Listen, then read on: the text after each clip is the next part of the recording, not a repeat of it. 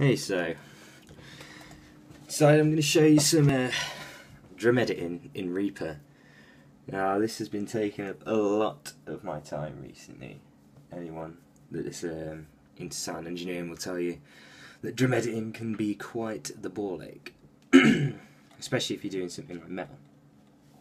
I'll start off by showing you some of the stuff that I've edited so far. Like, you can see that there's been multiple edits put in there.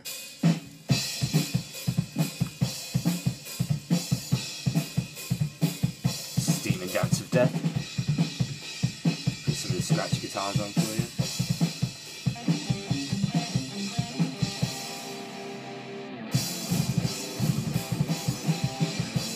Obviously we'll be re-recording the guitars today.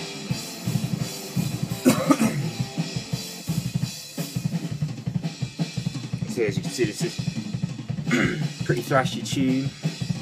It's 170 when it kicks into it, and at the start it's about 140. But yeah, so this is my drum workflow in Reaper. First thing that I usually do, especially with multi-channel recording, is I'll group every single one of them together, every single channel together that's on the drums, by selecting it all and hitting the G button, and that'll show up on here. What you want to do is, here where it says item grouping enabled, you want to have selecting one item selects group, because that just speeds up the workflow really. Like, as you can see, I can click here and all the drums that are in that group have been selected for that particular part. I'll show you on a part which hasn't been edited. Let me move on a bit. Yeah, here, see, everything's selected.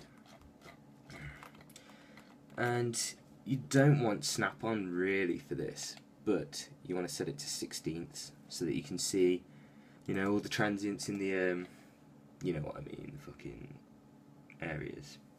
You want to have that selected so that you can see all the time markers. And you can see there's a lot of crossfades in here. That's because I've got auto crossfade when split. I think that's what it's called. Be on here somewhere. But anyway, that's Alt and X. So that basically means if you make any edits, the timeline, it'll auto crossfade, which is very useful. You'll need that to do this type of editing. So, like I said, Reaper's varied. You can customize Reaper however you want.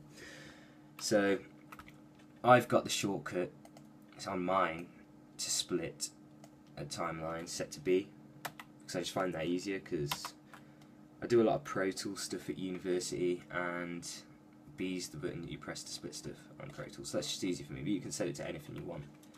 So that's the one thing you'll need to set, B, or whatever shortcut you want. And also, if I press the K button on mine, because I've set it to K, it adds a little stretch marker. You see these little things here? Whoops. And then you can move that, and it stretches the audio, similar to real-time elastic audio. But I don't use that much, because a far more effective type of edit, obviously I've had to use it on things like fills, where the drums are quick, but a far more effective type of editing is what's called slip editing, which you can do on many DAWs. I think Pro Tools is a little bit more difficult to do slip editing, because you have to nudge it using the plus and minus keys, which is, you know, it's alright, but on Reaper you'll just hold Alt. As you can see, a little arrow comes up there, and you can drag the waveform backwards, forwards, backwards, forwards, and put it in time however you want, which is very useful in my opinion. It makes drum editing just a lot smoother. That's the key. And people tell you to use dynamic split a lot of the time with this, which automatically detects transients, but I find that it can't be it's not very accurate, and it can like mess up your project quite a lot when you start moving things, because it won't detect all the transients you want. So it's much better to put your own stretch markers in. If I put that there, I've got it set. I think it's called insert stretch marker in time selection. So this time marker here, I'm going to just press K, and because I've got selecting one item selects group selected, it'll put as a time stretcher all along every item in the group at that same transient. So in doing that, it's a lot easier to move things about, a lot more accurate. And the other thing that I'd like to say is, don't use snap. It's a lot better to do this stuff by ear, because you'll find that a lot of people try and put stuff robotically in time, and that can work, yeah, but I like my drums to feel a bit more natural, like, you know, to feel a bit more like the band's actually playing, and it sounds like you could end up with a much more natural sound than someone that spent hours on Pro Tools putting everything perfectly in time with snap. It will just sound robotic. Some of the the feel, the energy of the drummer will be taken out of it, you'll find. So by using snap, by not using snap and slip editing, it's a lot more effective. I find it's a lot more natural putting in time. If I go to here, where something which I haven't done yet, I'll show you what I mean, which is just after this part. See here, I got a bit lazy last night and started stretching this in because it wasn't too out of time. But as you can see here, this kick isn't on beat, and some of these are a bit out of time. So what I'll do is, I'll put that there, I'll split it, and I'll put another one here, and I'll split it just after the waveform that you want to move. Select it just by clicking, and then Alt and drag it in time, and there you go. Let's just put that in time. And you can just check by playing back. I find this to be a lot more effective, like I was saying. And like I'll do the same here, like that snare, as you can see, it's slightly offbeat. Doesn't really matter, but this is just examples for you. I'll put that there. Now, the kick drum at university, this is not very potent, especially when you're used to recording studios which have like amazing kick drums. So on here it sounds a little bit weak. Even with a boundary mic put inside the kick drum, it's just not getting that boomy sound. So what I like to do is layer it with samples.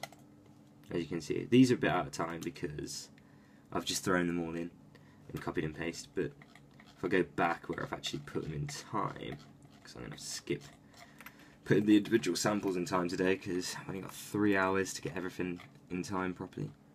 It adds a bit of the samples add a bit of oomph to the kick. So if I play this part to you, without it, sounds like that. With the kick samples, sounds a bit more meaty, adds a bit of meat to a little bit of meat to the drums, really.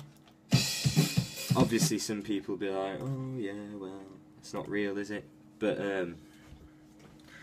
if you've not got access to drum triggers, then you'll want to do that anyway with metal music. You want to layer it up because the dynamics of the kick won't be consistent throughout the song, obviously, without triggers, especially with a bad kick drum. And the samples just keep it there, keep it in the mix, keep it loud. You kind of, when it's in the mix with the rest of the instruments, the kick drum will be more prominent, and that's what you want, really, especially in metal, thrash metal in particular. So yeah, that's my drum editing workflow in Reaper. I'll show you some of the kicks that I've got here, go through what I use to record the drums. I used to go up to the top. I used a boundary mic. I can't remember which one it was. I think it was a Sennheiser E6. No, it wasn't. It was a Sennheiser boundary microphone, which is usually used for lectures and things like that. It's like a flat microphone that you can put, like, say, on a desk and someone can talk. I put that inside the kick drum, on top of whatever dampening I've got inside there. It's actually a technique that Dan Willett, who's a producer for Tomb Hazard's Mass EP, I used off him because I saw him using it. It sounded amazing. Then I got a D112 just inside the kick drum, just to pick up a bit more oomph. And I used a SM57 on the beta side of the kick drum to pick up a bit more click. If I go down a bit, 2 57s on the snare, 1 snare bottom, 1 snare top. MD421s on the 3 toms. And I used C1000, 2 C1000 spot mics, 1 on the hi-hat, and one in between the ride and the china, because the way Rich has his drums, the china's like behind the ride, so like the main overheads have a bit of trouble picking that cymbal up, so it's always good to like, you know, get a good sound of everything really. And I got two 414s as overheads, mainly picking up cymbals. Oh yeah, and I've got two NT2000s as room mics, one just behind the drummer and one just in front of the drummer on his kit, so one behind the drummer, behind where he sat, and one in front of the kit, just to give it a bit more natural room and a bit more natural reverb. So yeah. And then these are the drums which I'll be taking to university for us to record the guitars and bass to later on. So yeah, that's my workflow in Reaper.